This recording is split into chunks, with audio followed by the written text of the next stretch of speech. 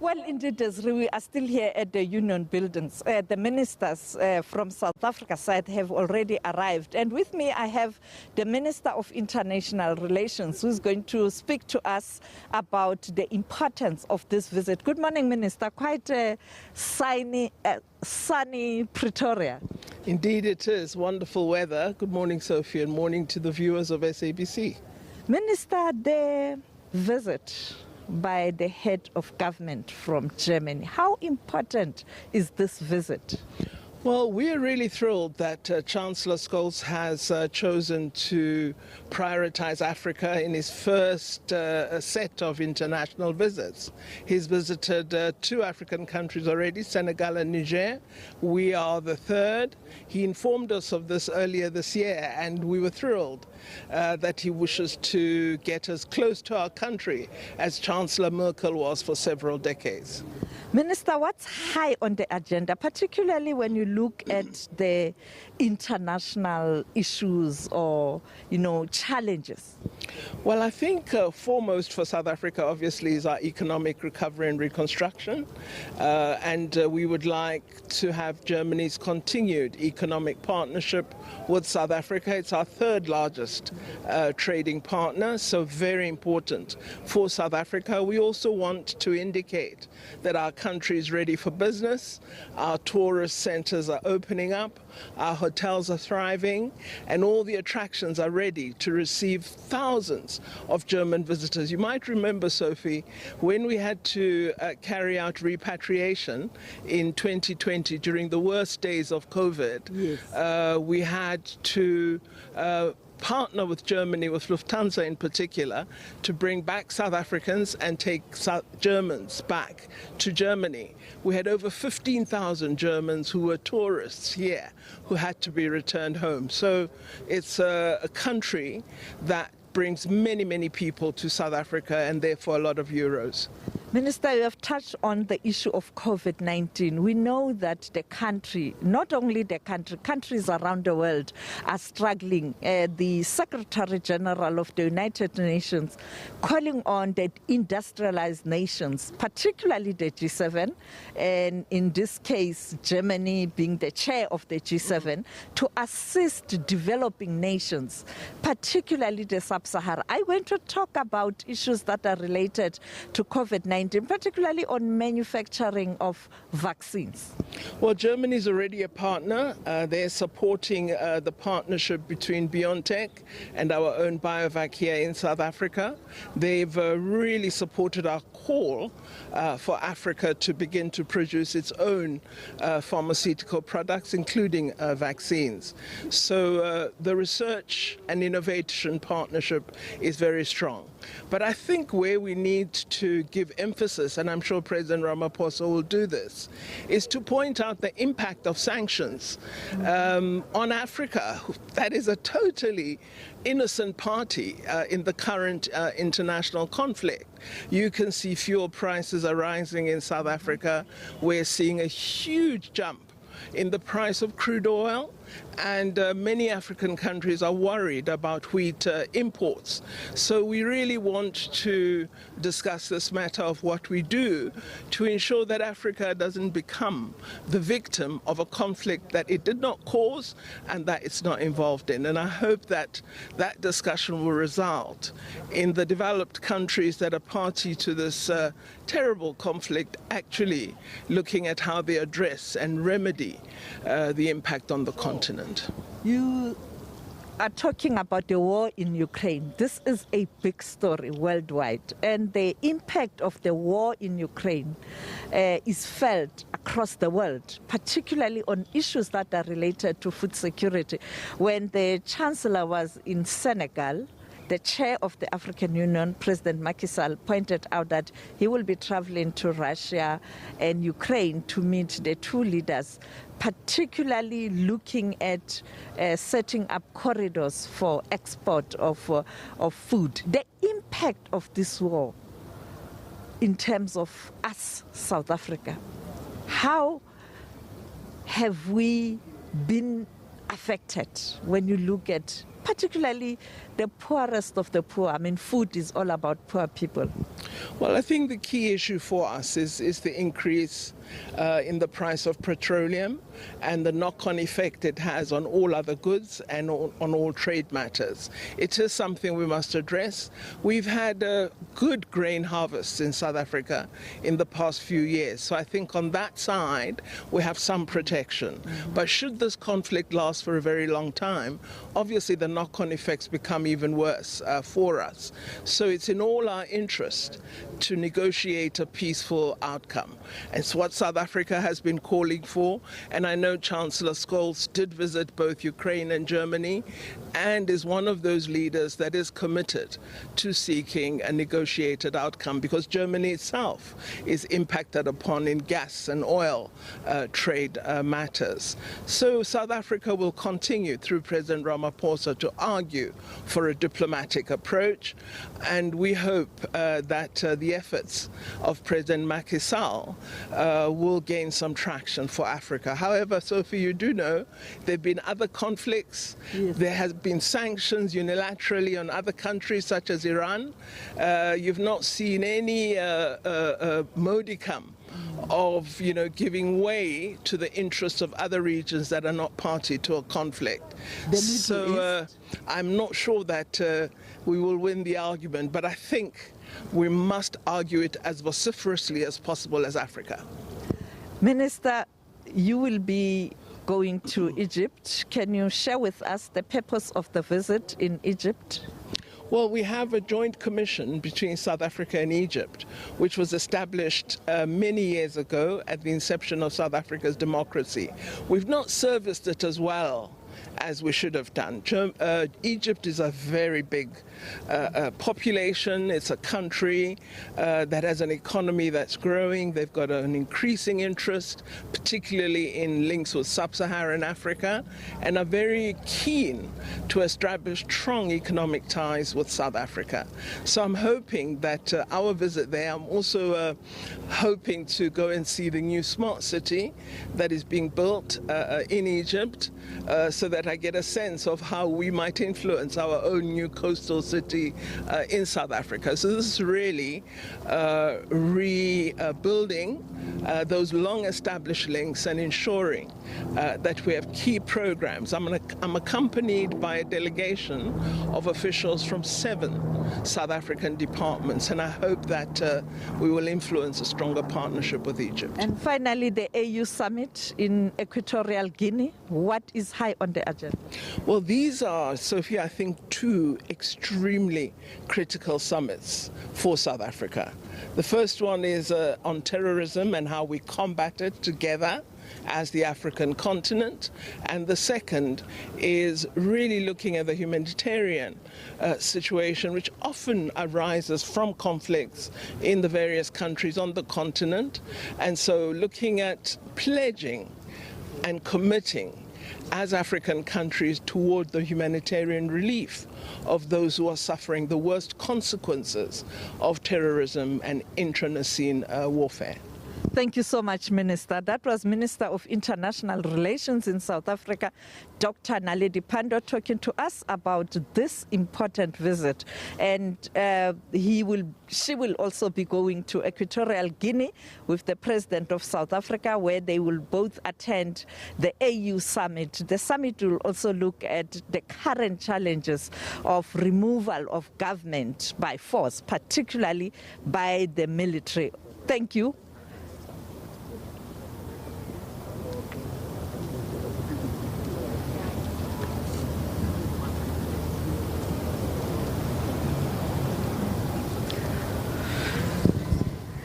And thanks, Sophie. There I see Dr.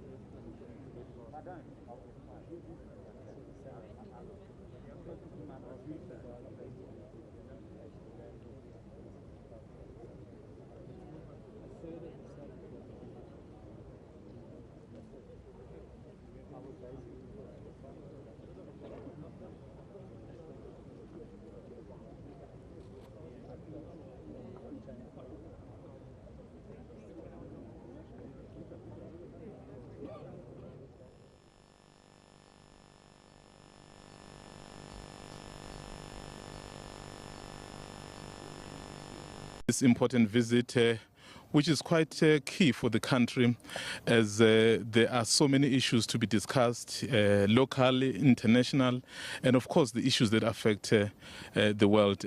You've been speaking to the Minister of International Relations, Sophie. What sort of insight did she give around this visit?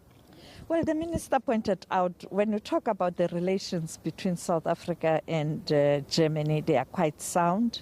The trade volume stands at 266 billion, but of course it's skewed in favor of Germany.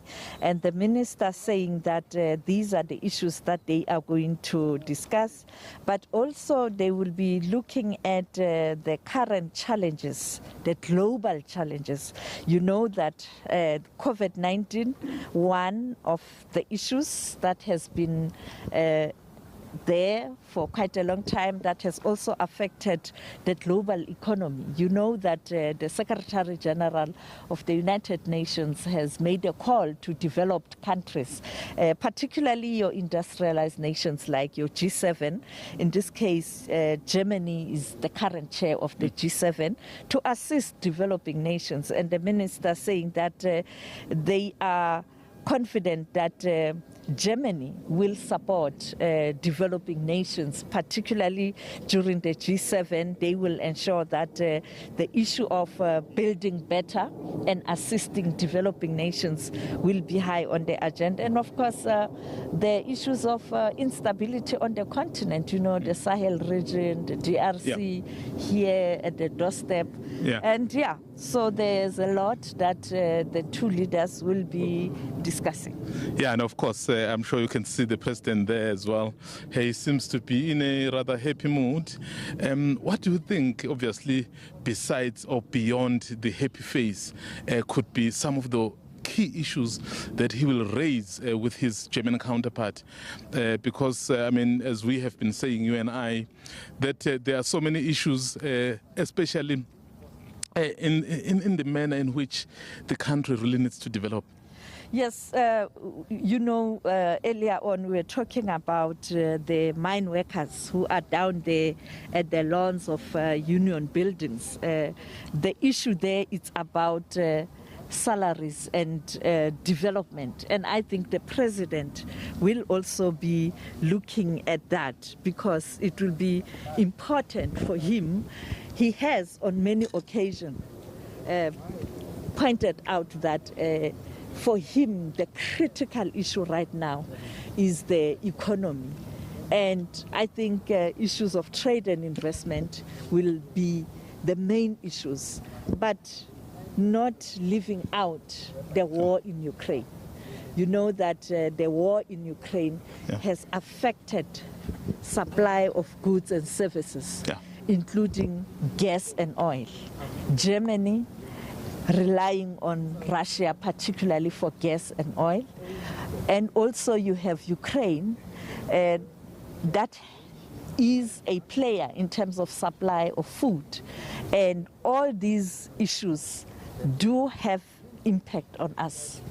You know, earlier on I was speaking to some of the German journalists. You know, they are very interested, and their first question was, why there's so much interest in the German Chancellor coming here? So, I mean, how are we taking Germany? And then I was saying, obviously, by virtue of Germany being a global player, and of course, its difficulties with Ukraine or Russia in Europe, so which they actually admitted to say, you know what, given that South Africa stands around Ukraine and our attitude towards Russia perhaps makes us, Germans and South Africans, more closer in terms of the outlook of how we're going forward. Germany is under pressure within the European Union community. As I pointed out, they do get oil from Russia and gas. And therefore, when the European Union took a decision to impose sanctions on Russia, the key issue was, will this also affect the oil trade, you know? And indeed, that was the case. And yesterday, the Minister of Finance of Trade and Investment of Germany at the World Economic Forum pointed out that they expect the European Union this week or next week to make an announcement in terms of steps that the group will take in imposing oil embargo on Russia. And this is going to affect Germany. Now, you find a situation where Germany is reluctant to really go full steam in terms of sanctions.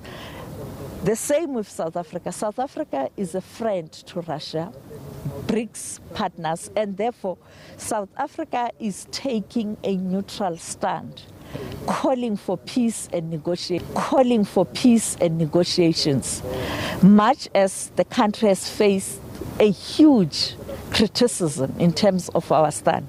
So I can say Germany and South Africa might be sharing the same views in terms of how this problem in Eastern Europe should be handled. And there you can see the president with his counterpart, Chancellor Scholz has arrived, and they are working down here where they will meet with ministers who are already waiting.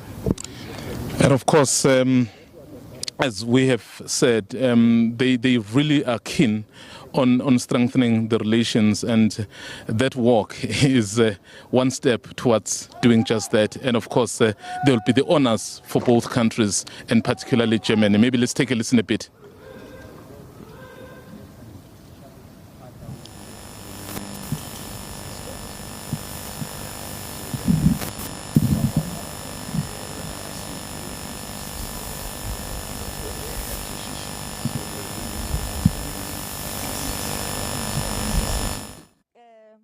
Relating a story of this stone that you see there,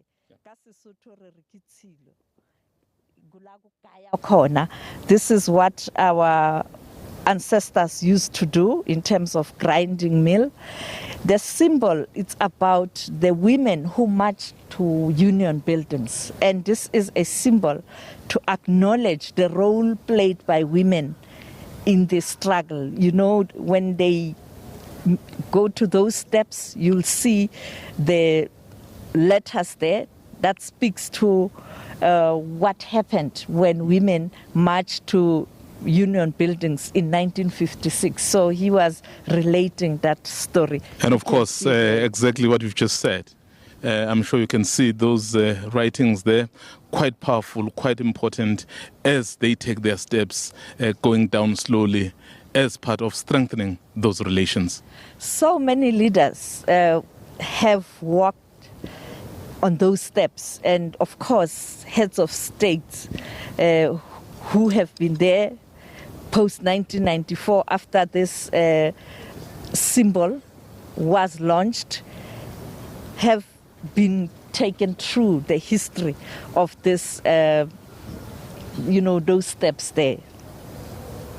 Well, the official visit, as you have said, is beginning now. So obviously we will hear the national anthems, particularly the German national anthem, remember, to honor the visiting, well, in this instance, because the Chancellor is the equivalent of the Prime Minister, so their system is a bit different from us. So the President, who is by and large ceremonial, would be the one who can do the state visit. So this one can only do the official visit.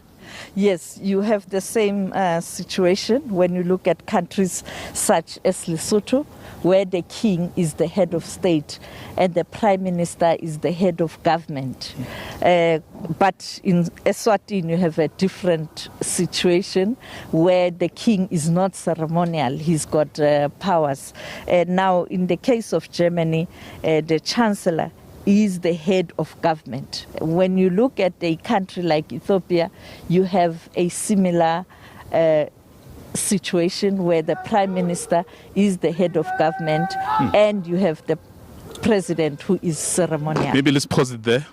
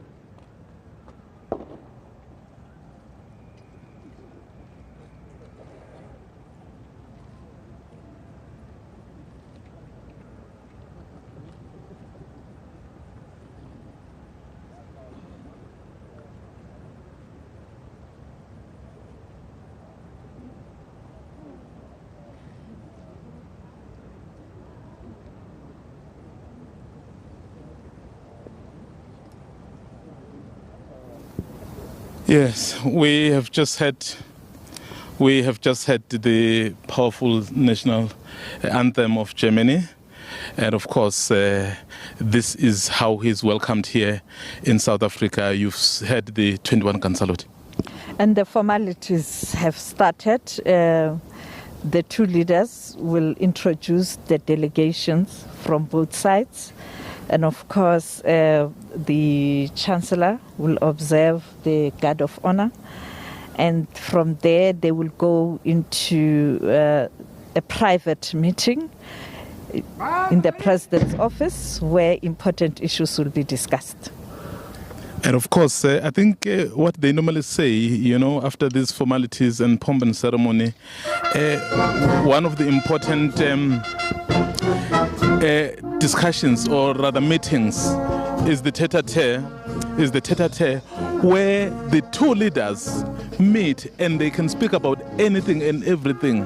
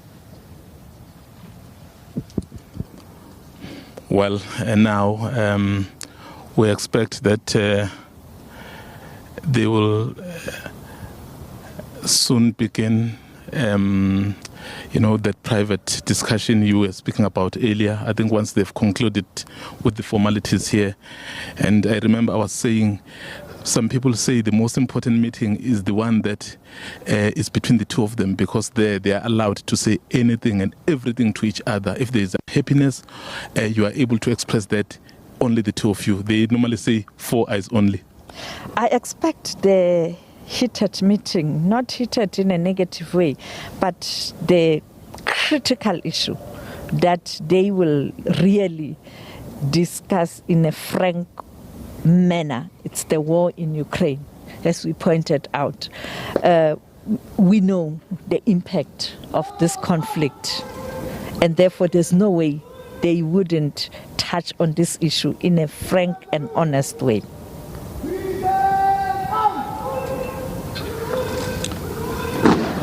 Well, the formality is still on.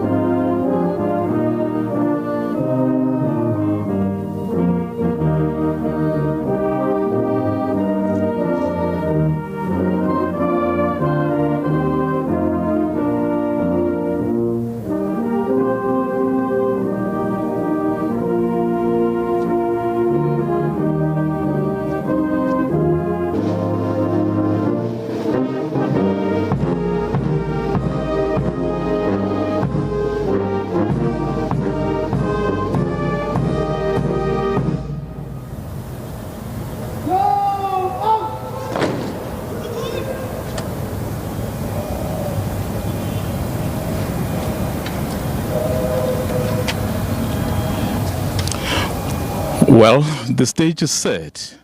The official talks are about to begin as President Ramaphosa introduces his officials, and of course starting with the country's chief diplomat and our ambassador to Germany, and of course the Stone Sizane, yes.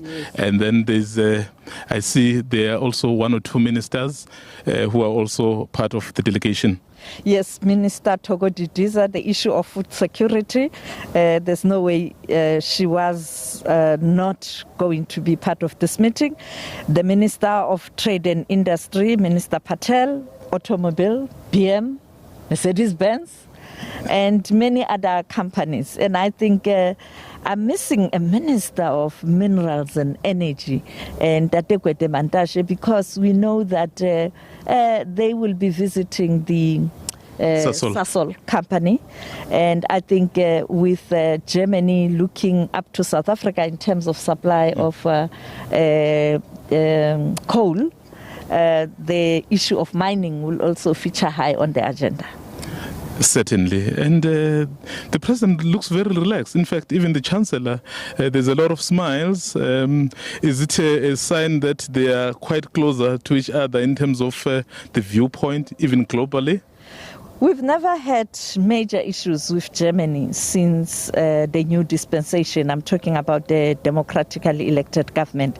And therefore, I think it is a continuation of where Angela Merkel left off. And I think on many issues, South Africa do agree with Germany. And as I pointed out earlier on, that they will be talking about the war in Ukraine, and we know that the issue of Russia from both sides, they have certain issues and positions in terms of how the global north has conducted itself, or Western powers, because in terms of Germany, the supply of gas and oil, Russia is very critical. With us, it's the relations with Russia that dates back to exile here.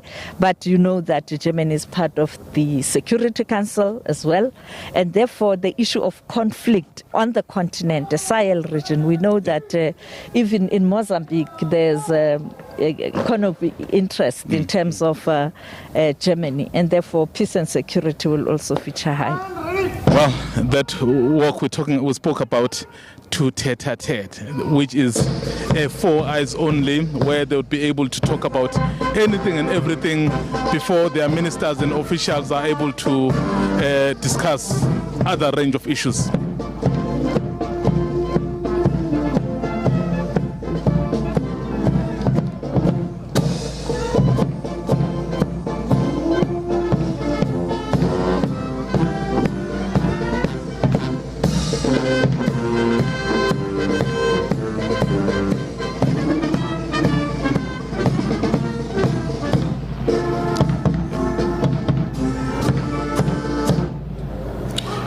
You can see, Mzwai, I'm looking at the media contingent. I wish the camera can zoom into those journalists there. It's such a huge media contingent. There's huge interest. You know, it tells a story of a very important meeting. I hope our cameras can be able to zoom into the media there as they walk upstairs there. Such a huge media contingent. This story is quite important because of Ukraine. In fact, remember, just a quick one, it had to be cut down quite drastically because COVID is still with us. As we wrap up. Yes, I think now we'll wait for the two leaders to have a discussion about thorny issues. Later, they will brief the media in terms of what the deliberations will be about. And finally, they will then come out, and later, during the media briefing, I can see the media is waiting. They are going to fire questions, and I am telling you, the first question is going to be Ukraine. In fact, that's what the other German counterparts have been saying, the journalists, to say, are you guys interested in Ukraine? We said, no, we're all affected. But of course, I saw that we may have been given two. Yes. You know, they always give few journalists to ask questions, but I can tell you. You find a way, I guess. I'm fired up. Yeah, no, of course, as you can hear and see there, the media is quite hugely interested, and I'm sure my colleague is able to reflect that. We can maybe take a step back so that Ronewa can zoom into that picture of the media. This is the media. This story is big and it's huge. There's huge interest. And I can tell you, I'm sure many international media houses are there, not only us, South Africa and Germany. No, absolutely. That tells you the importance of a country like Germany, and of course the relations with South Africa. So if you are able to then maintain good relations with the fourth largest economy in the world, with number one economy in Europe, and dealing with the second largest on the African continent, clearly you'd be able to then deal with quite a number of issues that are affecting the globe, be it the safety situation as he went to Niger, you know, so many people pass by Niger, Senegal, and of course South Africa. But, you know, I guess we'll take this thing up further when G7 happens, and I suspect our president, given that the German Chancellor has come here, may actually go. Yes, I think it is important for President Ramaphosa to attend the G7 meeting, speak on behalf of the continent. The war in Ukraine, I mean, that story is going to be high on the agenda of the G7. And therefore, if our region, Africa or Sub-Sahara, is not represented there, our voice is not heard. I think it will be a travesty of justice. And I think even the G20, you know that we are the only country on African continent who belongs to that group. And we know that already there's wrangling. America saying, don't invite Russia, and the host saying, we are going to invite Russia. Wow, that is going to be interesting to watch. And it's actually next month, am I right? Yes, the G7. Wow, that's next month. So that is global politics, geopolitical situation taking place in the country. But of course, we will go back to the studio, and you know that the talks are happening now. It's going to be actually the tete-a-tete, which is the meeting between the two leaders, and then after that it will be the official talks. And then from there, it will be a media briefing, so where they will communicate what they would have agreed on. And of course, as the SABC will bring you that live. Desiree? Well, thank you very much there to the politics editor and the foreign editor, Zwai Mbeche and Sophie Mukwena, bringing us blow-by-blow coverage of that visit by German Chancellor Olaf Scholz to South Africa, of course, having been to Senegal and to Niger already. Interesting. The two heads of state are expected to reflect on developments on the African continent and, of course, global events, including the Russia-Ukraine conflict.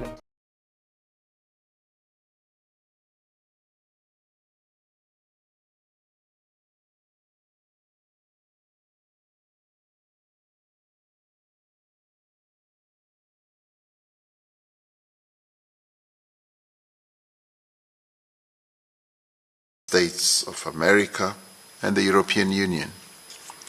This is a path-breaking initiative to support South Africa's pathway to a low-carbon economy and climate-resilient society, to accelerate the just transition and the decarbonization of the electricity system, and to support the development of new economic opportunities. Another area of our relationship we would like to expand is that of education and skills training. These are areas that you and I touched on in our tete-a-tete just a few minutes ago. There is much we can learn from German model of dual education and how German companies integrate the training of young people in the working environment. And you were kind enough also to share with me the history of this process that Germany has perfected so well from the 19th century. We have always been able to count on Germany to support our development path. Ours is a true partnership. It is also a practical partnership that is focused on mutual development, which is also rooted in solidarity and mutual respect. Germany has rendered extensive support to Africa's effort to combat the COVID-19 pandemic. Germany was the first country to respond to calls from the Act A Facilitation Council, which I co-chair with the Prime Minister of Norway.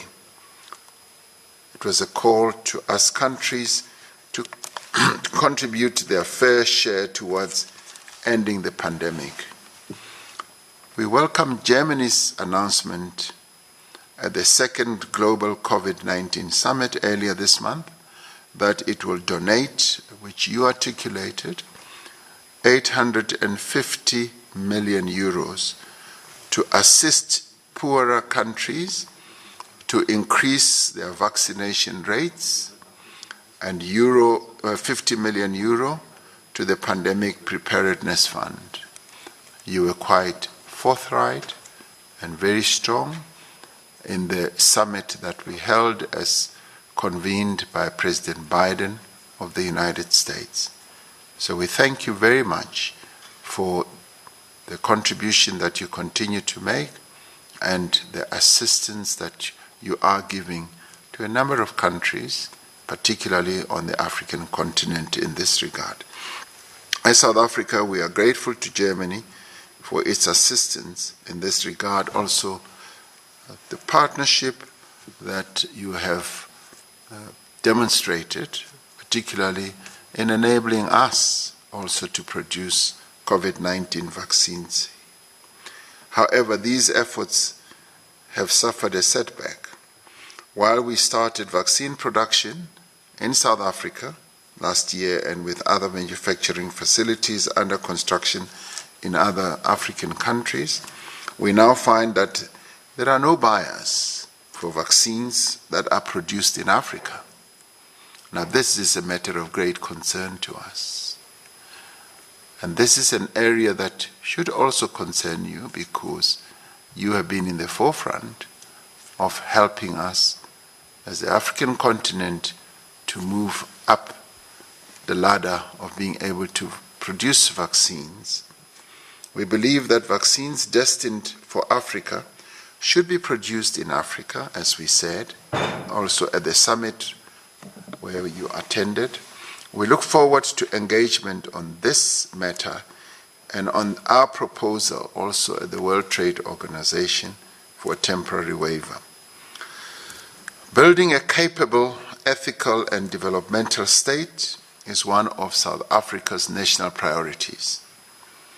We are grateful for Germany's support for the Sustainable Development Goals Policy Support Initiative, a collaboration between the Presidency, the GIZ, and the 26 public universities.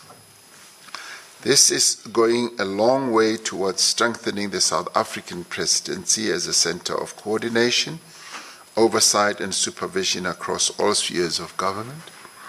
This year, Germany assumes the G7 presidency, and I wish to thank you, Your Excellency, Chancellor, for the invitation to attend the summit of the G7 heads of states in June of this year. We recall the leading role that Germany played in driving the G20 compact with Africa to support investment and economic development on the continent. South Africa shares the aspiration of the German G7 presidency, namely progress towards an equitable world. As the international community, we must work in unison to realize societies that are open, resilient, gender equitable, with human rights for all. The COVID-19 pandemic and more recently, the conflict in the Ukraine have demonstrated clearly that the countries of the world are increasingly interconnected and interdependent. As Germany and as South Africa, we know too well the difficulties and challenges of reconstruction. Yet we know that with dependable and enduring partnerships such as ours, these challenges can be overcome and many opportunities for progress can be opened up and embraced. Chancellor, it is a real joy to have you here with your delegation. This is a relationship that we value and that we want to continue nurturing. And I now invite you, Your Excellency, to make your own opening remarks. And thank you very much.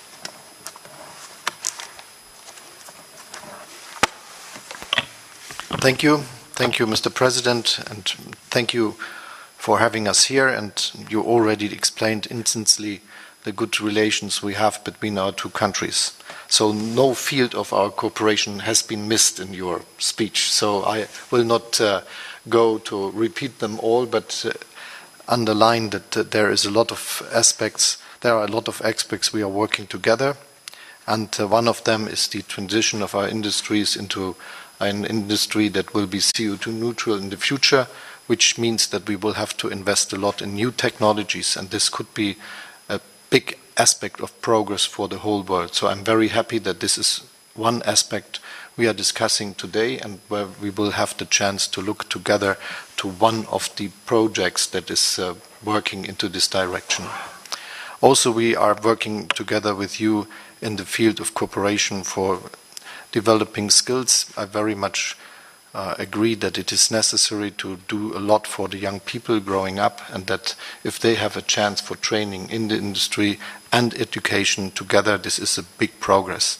And the willingness to cooperate is also going into all the aspects which you already mentioned, for instance, fighting against COVID. I'm very happy that we were able to support the production of vaccines, modern vaccines, also in Africa and also in South Africa. This is a big progress for getting independent, and my deep concern, my deep conviction is that if you are able to produce things, you are also making more progress in being able to develop them, and understanding that the scientific progress in South Africa is very great. I think that doing both things together will give us a new chance for more progress and more perspectives for the future. And so you can be sure that we will continue to work together with you in all these aspects of our cooperation. My view is also that we should increase the investment in your country, and making it more easy is one of the aspects we will discuss on, and I'm very happy to do this the next hours when we have the chance to go into the details of all these questions. I'm very happy that you will come to Germany in this G7 meeting, and this is a great honor for me, and it is something that is desperately needed, because we will have to work on a multilateral world, and doing so it is necessary that we cooperate and that we are understanding that there are things that we have in common important for what we are doing. And one of the things we are having in common is the idea of democracy. We are democratic states, and this is a different view on the world we are developing, coming from a country that is democratic, because we understand that this is helping to create a better world. And so I'm very happy that we will participate together with some of your colleagues, and that we will have a chance to discuss about the crises we are facing. Some of them are already there, as COVID, you mentioned it, and how we fight against the pandemic, but also against the economic and social consequences of this big pandemic in the world, but also fighting against climate change, and how we can make it that this is a good perspective for all of us. I'm convinced that we have to find a path where we cooperate, and this is why we will discuss on the climate club, where countries are open to participate, and where we will put our activities together instead of fighting against each other. So if we could get there, this would be a very big progress. And obviously one of the questions that is of big concern for all of us is the war that Russia imposed on Ukraine, the brutal war, we have to say it like this, and it is necessary for peace in the world that this war stops as soon as possible, and that there is a chance to defend the integrity and sovereignty of the Ukraine, and also ending the war, which will save the life of many peoples that otherwise would die, but also is important for helping the world not to be influenced by the world. We see now what are the consequences of this war against Ukraine, and we have to convince Russia that they will go out of the war, and that peace has a chance for the Ukraine and for the development of all of us. So thank you for inviting me and for inviting us, and I'm very much looking forward to the discussions we will have together. Thank you very much indeed, Chancellor. not only for the discussions, but for the wonderful visit we're going to pay to one of our iconic companies later this afternoon. So I'm looking very much forward to accompanying you on that visit to Sasol. So thank you very much. We know that our colleagues in the media, as they do their work, they often want to reflect on what has been said and rest a little bit and take a morning nap. So we want to give you the opportunity to do so, and I'm sure we will see you later. So we give you the chance now. I wish I did your type of work, to be given time now and again to go and rest. Well, President Cyril Ramaphosa says we can go have a siesta. Obviously can't do, but there you have it. The introductory remarks by the heads of state of Germany and South Africa. President Cyril Ramaphosa saying Germany has been an enduring and dependable partner, and they've had this relationship. He's actually tweeted about when these relations were created back when President Nelson, the late President Nelson Mandela, was still the president of South Africa. And Chancellor Scholz, they're talking about quite a full agenda of things that they're going to be talking about the importance of democracy and the definitions of democracy in this day and age. These are the kind of things they're going to be talking about, saying they'll talk about economic and social consequences of COVID-19 and also talking about climate change. Of course, we'll continue to show you the